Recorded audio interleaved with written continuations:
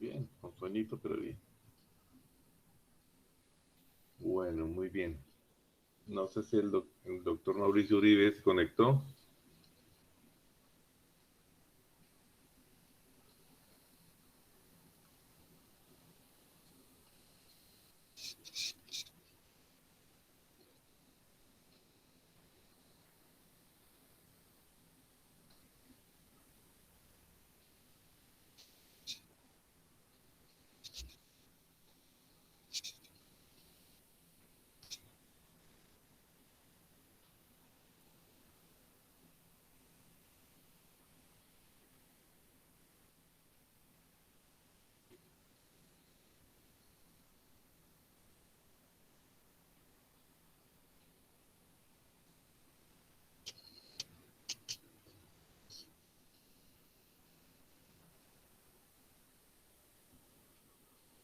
Bueno, muy bien.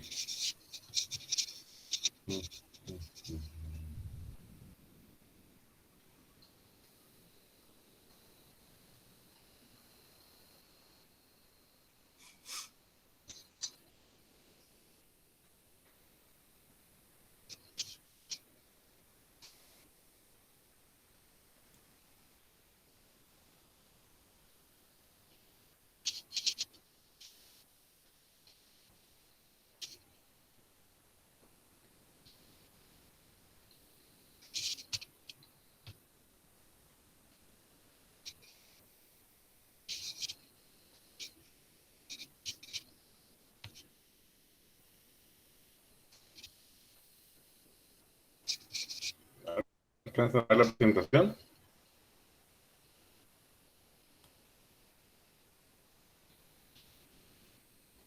Sí, sí, Sí, señor. doctor.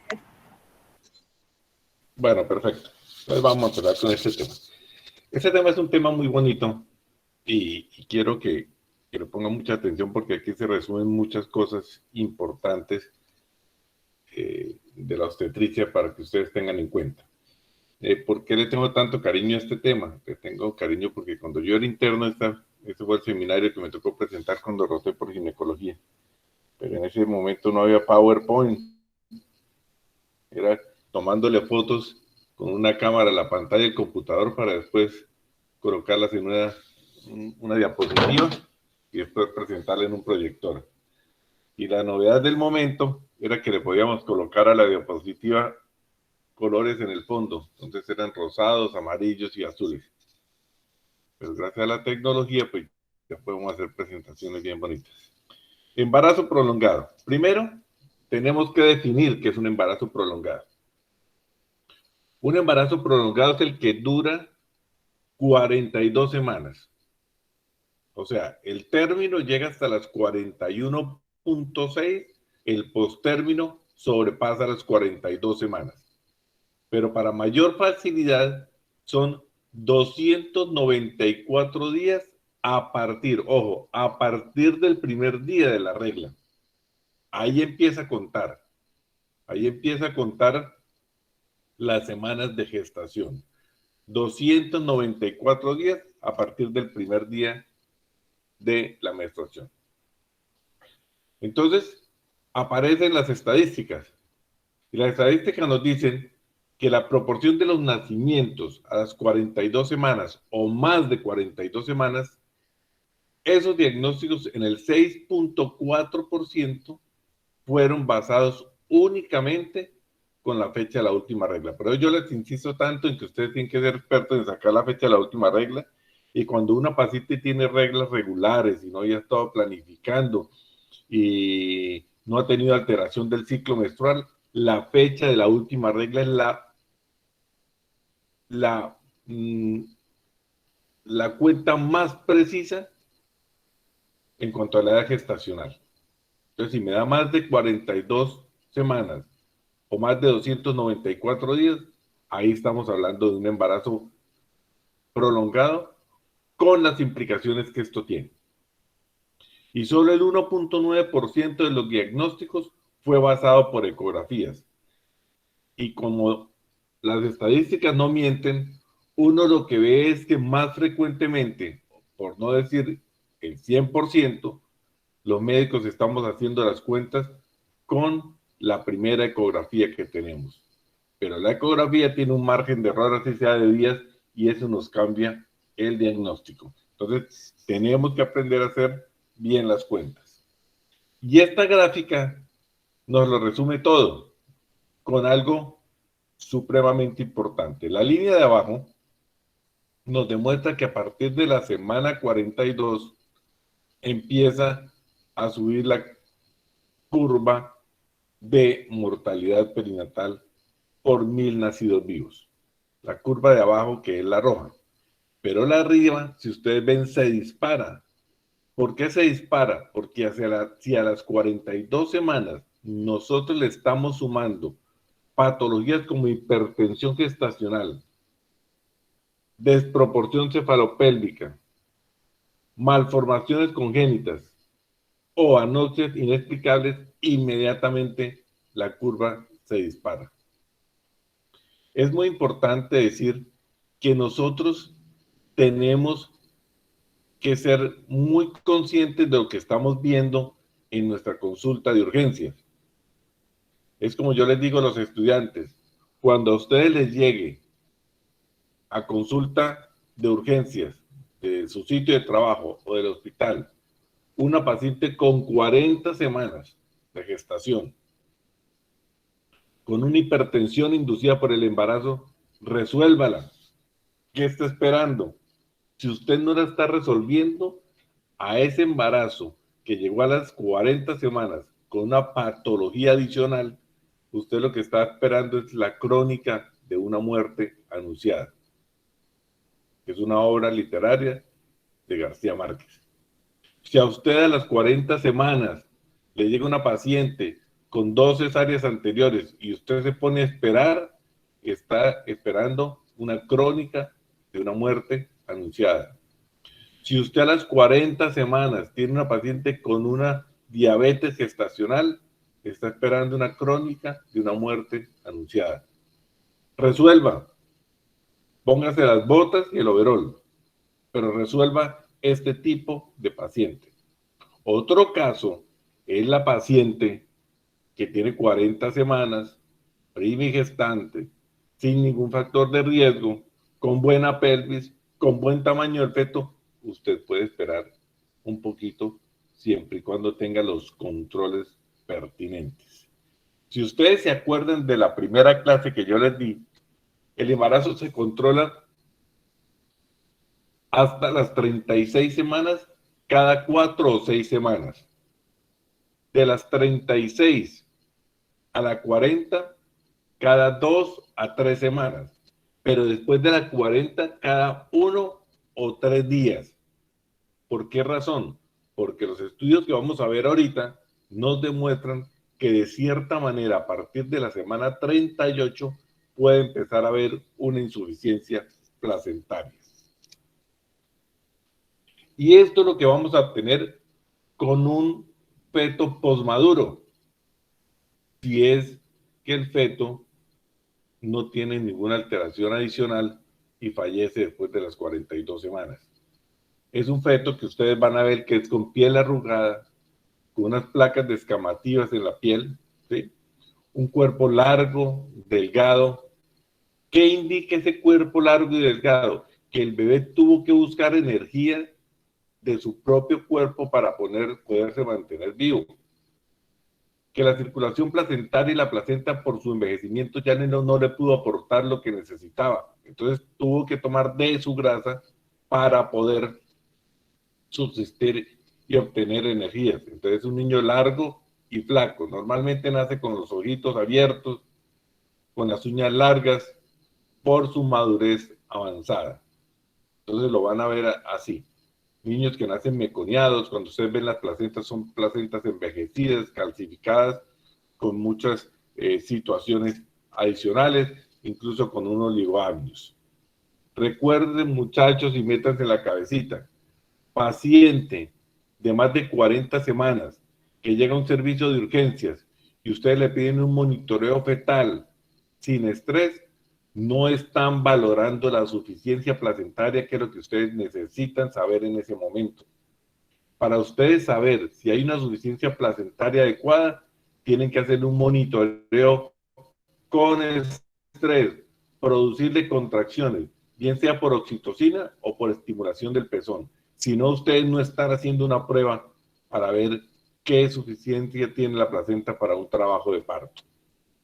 Es más, una paciente con más de 40 semanas, si ustedes les hacen un monitoreo sin estrés, les obliga a hacerle una ecografía en ese momento, porque muchos niños y muchos embarazos pueden tener un monitoreo reactivo por encima de la semana 40 o un categoría 1, pero pueden tener un oligoamnios. Y esta gráfica me ratifica lo que yo les decía anteriormente. Si ustedes ven la función placentaria, ven el pico a la semana 36 y de la 36 cae en forma brusca hasta la semana 42 o más de la 42, lo que nos indica que nosotros tenemos que ser muy cautelosos a partir de la semana 40. La posmadurez lleva, la insuficiencia placentaria se da por la misma posmadurez. ¿Y qué vamos a obtener de todos los niños nacidos en un embarazo posmaduro? El 20% hacen una restricción de crecimiento intrauterino. La restricción de crecimiento intrauterino son aquellos niños que nacen por debajo de los 2.500 gramos. ¿Por qué? Porque tuvo que consumir de su grasa toda la energía para mantenerse. Y el 80% son niños grandes. Entonces, ¿qué es lo que pasa? Que ese 80% correspondían desde hace rato a fetos grandes y que muy seguramente requerían de una cesárea por una desproporción cefalopélvica. Entonces tengan muy en cuenta esta diapositiva porque uno pensaría que la gran mayoría nacerían con restricción de crecimiento intrauterino y las estadísticas nos demuestran otra cosa diferente. Recuerden qué pasa con el sufrimiento fetal y el oligoamnios. Cuando hay poquita cantidad de líquido amniótico, que se puede ver a partir de la semana, la mayor cantidad de líquido amniótico en un embarazo es a la semana 34. Ahí es cuando más cantidad de líquido amniótico hay. Y ahí en adelante la producción de líquido disminuye sin llegar a producir un oligoamnios. Recuerde que un oligoamnios es la cantidad de líquido amniótico por debajo de los 5 centímetros cuando nosotros medimos los 4 cuadrantes de la ecografía y lo medimos. Y un polidramnios es por encima de los 25. Ya vamos a mirar ese tema. Entonces, ¿qué pasa con ese niño que está con un oligoamnios? El cordón puede tener compresión con las paredes del útero y es ahí donde se produce el sufrimiento fetal. El niño hace deposición dentro del útero y por la misma asfixia que puede presentar intrauterina, el bebé hace una broncoaspiración porque no defiende al cierre de la glotis cuando está deglutiendo. Entonces, ojo con la broncoaspiración. La broncoaspiración no es una mala práctica médica, es un mecanismo que hace el bebé ante un sufrimiento fetal. Y eso es lo que pasa también con las personas que mueren por ahogamiento en una piscina o en un río o en el mar. ¿Qué pasa? Que llega un momento donde no pueden mantener el paso en la glotis hacia el pulmón, relaja todo ese mecanismo y se presenta la broncoaspiración. Pero no todos los meconios indican que es sufrimiento fetal.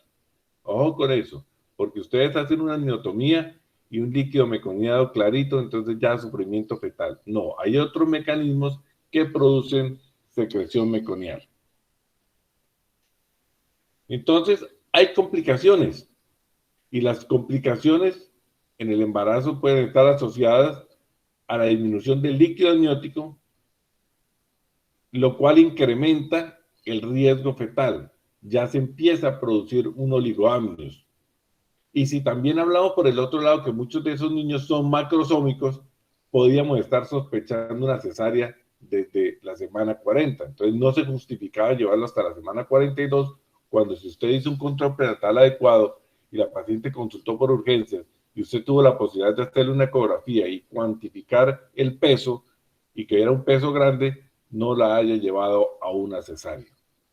Pero como les dije anteriormente, si esa paciente postmadura le sumamos hipertensión, le sumamos una cesárea anterior, le sumamos una diabetes o le sumamos una macrosomía fetal, esa paciente aumenta los riesgos para complicarse. Entonces, aparecen dos cosas muy importantes.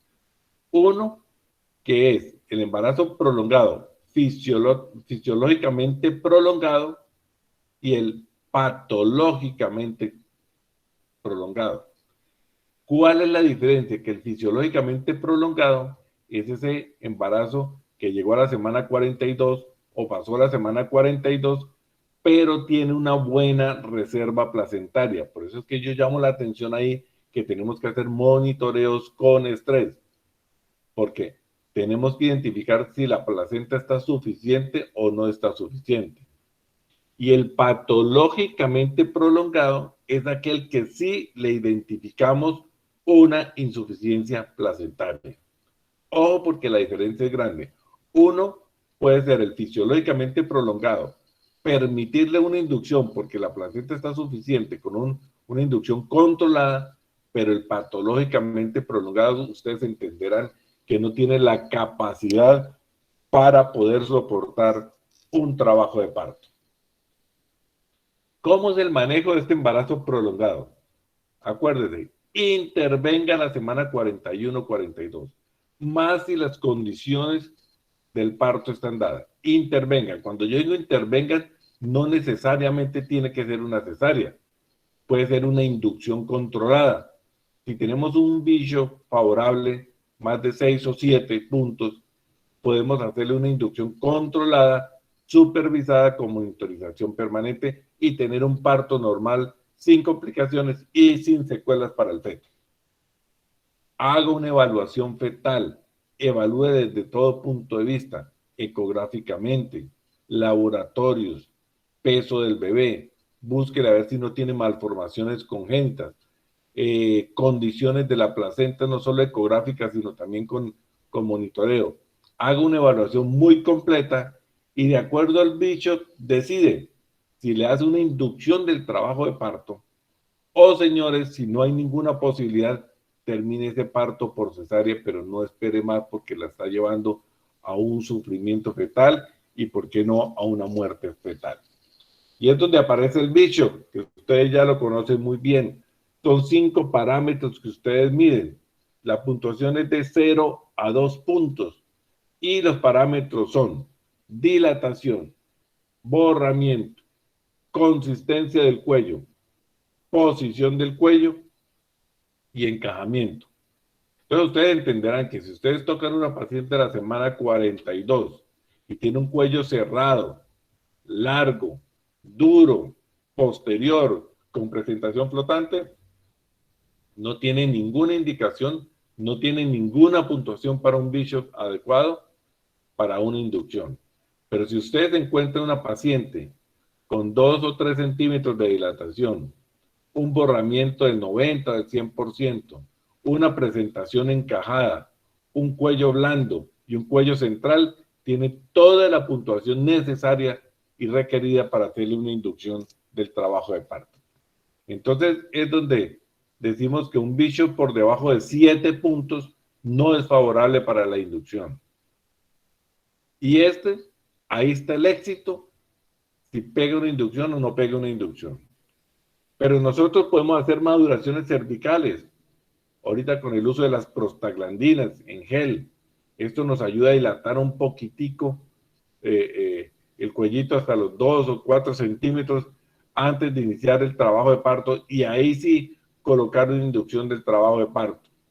Pero uno puede hacer maniobras como es el despegamiento de la membrana, no la ruptura de la membrana, sino despegarlas. Uno con el dedo entra por el orificio cervical en el sitio de la dilatación y le hace un movimiento circular desprendiendo las membranas. Eso hace que se liberen prostaglandinas y al liberar prostaglandinas puede desencadenar el trabajo de parto. Y la evaluación ecográfica donde hacemos énfasis en 4 puntos importantes. 1, la evaluación del volumen del líquido amniótico. 2, la evaluación del tamaño del feto. 3, la evaluación de las anomalías congénitas, sobre todo los defectos del tubo neural. Y 4, la evaluación del grado placentario en cuanto a su maduración, buscando especialmente calcificaciones. Y cuando hablamos de este tema y el volumen del líquido amniótico, tenemos que clasificar según la cantidad. Menos de 5 equivale a un oligoamnio severo. Entre 5 y 10, un oligoamnio moderado. Entre 10 a 15, un líquido amniótico normal. Mayor de 15, el líquido está aumentado. Y por encima de 25, tenemos un polihidramnios. Miren bien la clasificación de la tabla para clasificar la cantidad de líquido amniótico. Evaluación del peso fetal. Recuerde que nosotros consideramos un feto macrosómico aquel que pesa por encima de los 4.000 gramos y un peso para restricción de crecimiento intrauterino por debajo de los 2.500. Está determinado que muchos niños que tienen malformaciones neurológicas hacen embarazos prolongados. Por ejemplo, el anencefálico no tiene un polo cefálico que pueda hacer presión sobre el segmento para desencadenar un trabajo de parto. Es importante tenerlo en cuenta y buscarlo para explicar por qué es un embarazo prolongado. Y cuarto, el grado de la maduración de la placenta, específicamente buscando calcificaciones. Si ustedes van a los libros de ecografía, podrán ver las características de una paciente con placenta postmadura o paciente con placenta calcificada. Y viene el monitoreo fetal. Y entonces encontramos los diferentes dips o las diferentes desaceleraciones. Hay 3 tipos de desaceleraciones que ustedes tienen que aprender a identificar. La primera, que es el DIP 1, que es una desaceleración que se produce en espejo con la contracción. Entonces empieza la contracción y empieza a disminuir la frecuencia cardíaca fetal. El DIP 2, que corresponde a que cuando la contracción está en el máximo, en su máxima expresión, o sea, cuando está en el acme de la contracción, empieza la desaceleración. Y las desaceleraciones variables son aquellas que no tienen nada que ver con la contracción. El DIP 1 no es patológico, es compresión del cordón y esa es la desaceleración que nosotros vemos, por ejemplo, en el expulsivo. El DIP 2 ya sí se determina que hay un compromiso del bienestar fetal porque no le está llegando suficiente oxígeno con la contracción. Entonces el DIP 2. ¿Y qué decir del variable? Pues mucho más, porque tiene desaceleraciones de su corazón sin ningún estímulo como es la contracción. Y aquí está el objetivo del manejo del embarazo prolongado. Primero, evitar la macrosomía fetal y los traumatismos obstétricos que produce un feto macrosómico. Ustedes saben que un feto macrosómico por parto vaginal puede producir lesiones en el feto, fracturas, hipoxia, pueden producir en el canal del parto cualquier tipo de lesiones, desgarros prolongados, desgarros grandes que requieren de corrección quirúrgica. Y segundo, evitar la insuficiencia placentaria. Evitando la insuficiencia placentaria estamos evitando el sufrimiento fetal y obviamente estamos evitando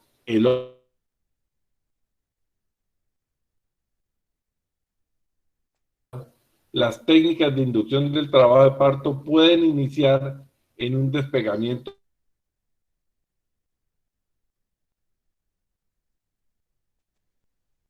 Usted le puede hacer una amniotomía para que el parto se haga mucho más rápido y se evolucione de una forma más precipitada. Eso es importante, ¿ok? Aunque los protocolos de parto seguro dicen que si no hay ningún cambio,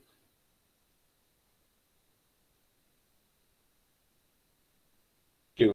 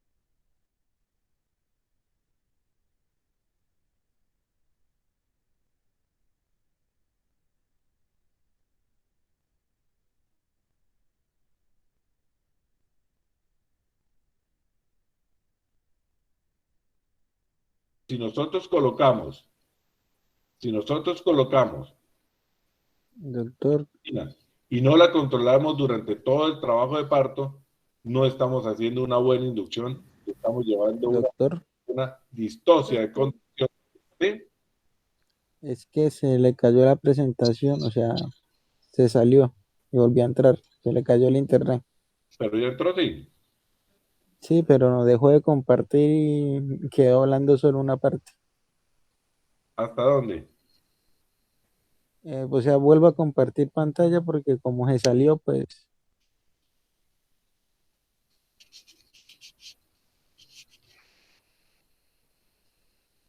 A ver, a ver, a ver.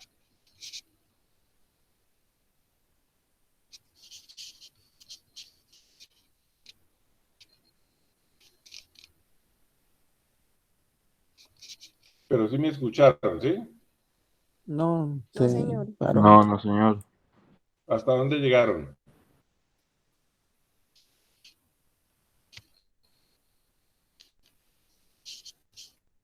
¿Ahí lo están viendo? Sí, ahí estamos, pero no en la diapositiva Pero no, anterior. quedamos en la diapositiva anterior, doctor. Hasta apenas iba a empezar a hablar. ¿Ahí Sí, Sí, señor. ahí. o Sí, aquí? ahí, doctor. ¿Aquí? No, en la siguiente. En la siguiente. Bueno, oye, Ahí, ahí. entonces, en cuanto a las técnicas de inducción del trabajo de parto, podemos iniciar con un despegamiento de las membranas, no una ruptura de membranas. Entramos con el dedito, como ustedes ven en la diapositiva, por el canal cervical y le hacemos un movimiento circular tratando de despegar las membranas. Ustedes sienten como si estuvieran despegando las membranas. Y la amiotomía, que aunque los protocolos de parto la tienen contraindicada, hablan de que la amiotomía no se debe hacer si está evolucionando bien el trabajo de parto. Realmente la amiotomía nos acelera el trabajo de parto, pero si está evolucionando bien, nos permite que él continúe y que la ruptura de membrana se haga en forma espontánea por la misma contracción o se haga en el expulsivo si no hay una indicación para hacerlo con anterioridad. Eso es importante tenerlo en cuenta. Hay formas de hacer inducciones o de hacer conducciones o de hacer maduración del cuello. Entonces, definamos qué es una inducción y qué es una conducción. La conducción es cuando ya usted tiene contracciones uterinas y usted las quiere eh, conducir, las quiere aumentar en intensidad y en frecuencia, pero ya hay contracciones. La inducción es cuando usted arranca de cero. No hay ni contracciones, ni hay manifestaciones de actividad uterina. Entonces es diferente y las dosis tienen que ser diferentes. Cuando ustedes coloquen un goteo con oxitocina, que es nuestro inductor o conductor natural, que es el uso de la oxitocina, esta debe ser controlada y debe ser manejada con bomba de infusión. Cuando ustedes quieren lograr una regularización de un trabajo de parto, tienen que hacer periódicamente aumento en las dosis de la oxitocina, porque si no, no estamos logrando el objetivo. Y el no hacerle un seguimiento a la inducción y a la conducción, termina uno mismo provocando una distocia en el trabajo de parto. Pero es una distocia que la provocamos nosotros por un mal control del trabajo de parto. Entonces, tienen que tener en cuenta que la oxitocina es muy buena, que se va a aplicar para inducción y para conducción, pero usted les tiene que hacer un seguimiento permanente. El uso del misoprostol, el Citil o el Citotec, el uso del misoprostol nos ayuda a madurar el cuello, pero usen el misoprostol intrahospitalariamente. ¿Por qué razón?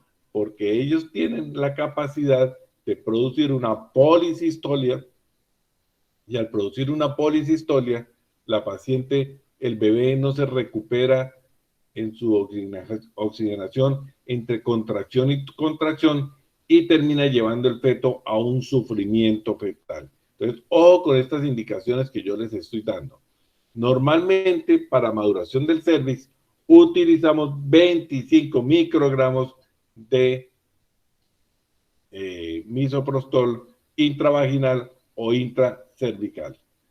Recuerden que la macrosomía fetal puede terminar en un trauma obstétrico, en una fractura, en una lesión del plejo braquial, una fractura de clavícula, tantas cosas que se pueden presentar, porque la parte más ancha en un parto es la parte de los hombros.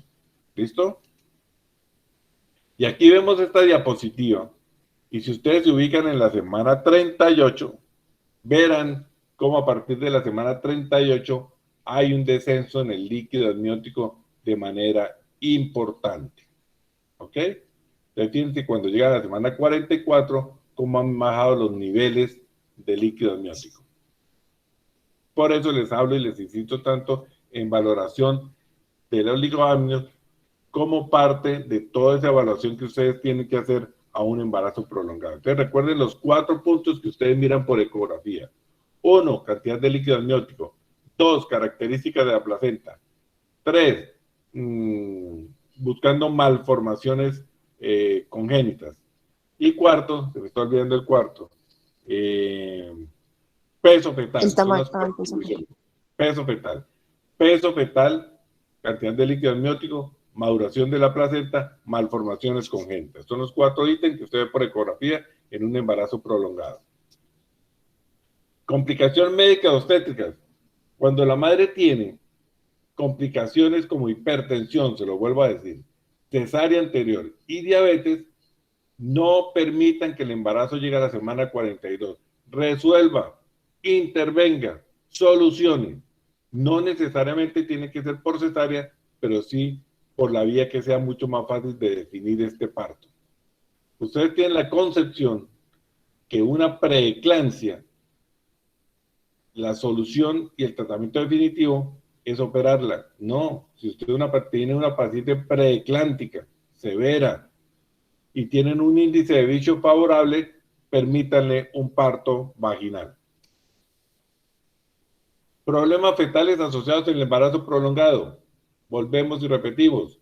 Sufrimiento fetal intraparto, aspiración de meconio, ya vieron el mecanismo por el cual se produce la broncoaspiración, trauma del feto, sobre todo en esos niños macrosómicos, y el síndrome de posmadurez, que es ese bebé que vimos al principio, y eso también se llama el síndrome de Clifford, que eso lo deben revisar ustedes, síndrome de Clifford, ¿ok? Entonces, resumamos cómo es el sufrimiento fetal. Una paciente con un embarazo de 42 semanas, le identificamos un oligoamnios, le identificamos una insuficiencia placentaria. ¿Qué vamos a encontrar? ¿Qué buscamos en los monitoreos? Si hay DIPs, especialmente DIP 2 y DIP 3.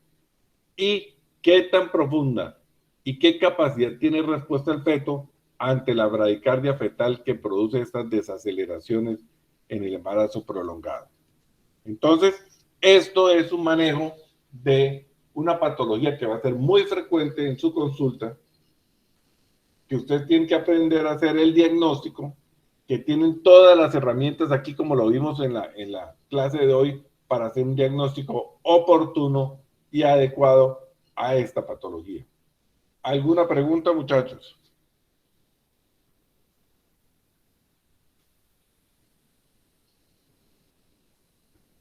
Doctor, ¿cómo serían las dosis de oxitocina para la inducción y la conducción? Yo en la conducción utilizo inicialmente 2 unidades en 500 de líquidos, en 500, y empiezo a 10 gotas por minuto y la voy aumentando de acuerdo a la respuesta. Ya para inducción, usted necesita una dosis mayor hasta de 5 unidades de oxitocina.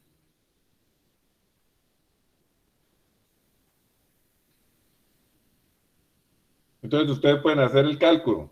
Si tenemos 2 unidades disueltas en 500 de líquidos y sabemos que los líquidos de macrogoteo por cada 10 gotas es 1 centímetro cúbico y le pasamos a 10 gotas por minuto, estamos pasando 1 cc por hora, perdón, 1 cc por minuto, ¿sí?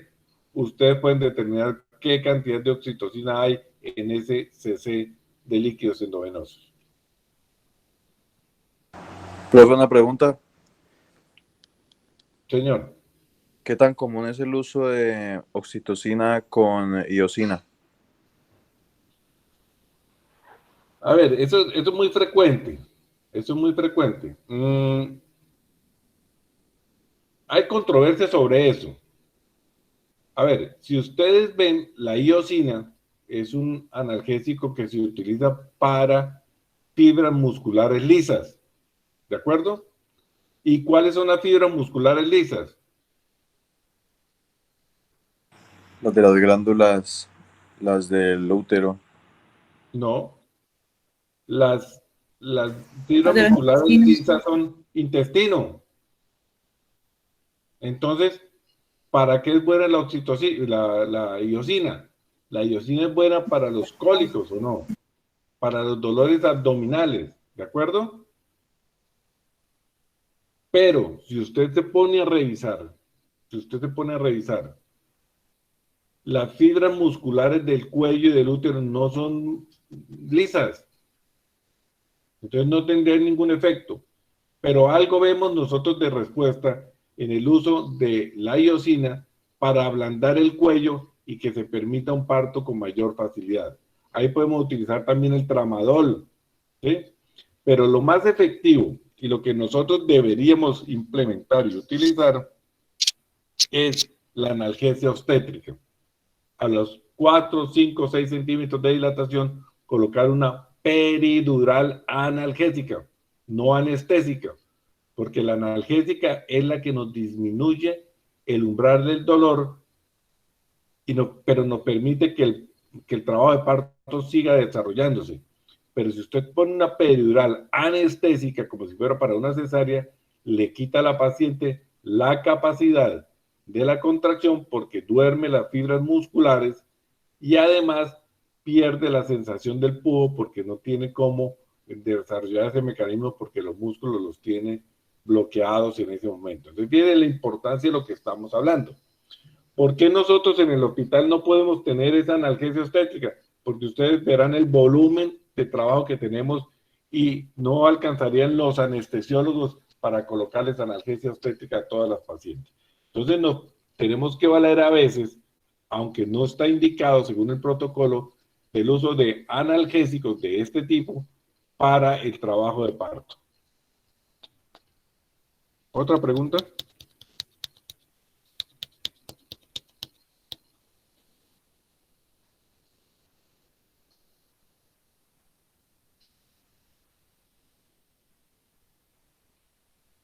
¿No tenemos más?